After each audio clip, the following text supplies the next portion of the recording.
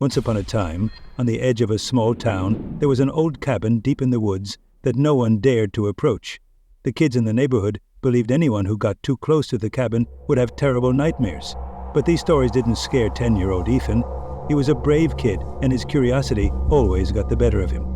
One afternoon, while playing with his friends near the woods, Ethan wandered closer to the cabin. His friends, terrified, ran back home, but Ethan spotted something shining in the bushes near the cabin.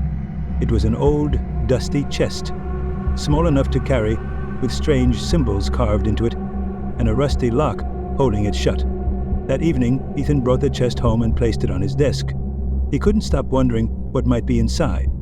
After a few attempts, he managed to break the lock open, which, when he lifted the lid, all he found inside was a small, cracked mirror.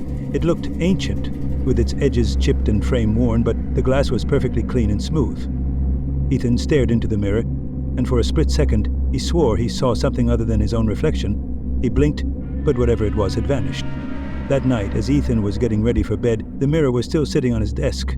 He decided to take one last look at it before turning off the lights. This time, he saw a shadowy figure standing right behind him. He spun around quickly, but there was no one there.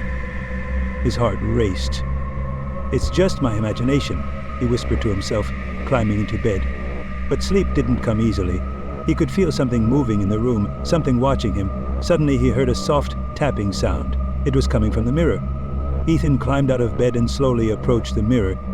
But instead of seeing his reflection, the surface of the glass began to ripple like dark water. Before he could react, a hand reached out from the mirror. Ethan screamed and stumbled backward as the mirror began to shake violently. It fell to the floor, shattering into countless pieces.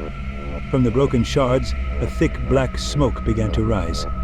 The smoke swirled around the room, growing larger and larger until it took the shape of a tall, shadowy figure. "You opened the chest," the figure said, in a deep, echoing voice.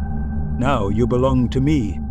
Ethan turned and bolted for the door, but the shadow grabbed him. In an instant, both Ethan and the shadow disappeared, leaving the room eerily quiet. The next morning, Ethan's parents came into his room to wake him, but he was gone. On his desk, however, was a new chest, and if you listened closely, you could hear Ethan's faint voice whispering from inside. Asleep.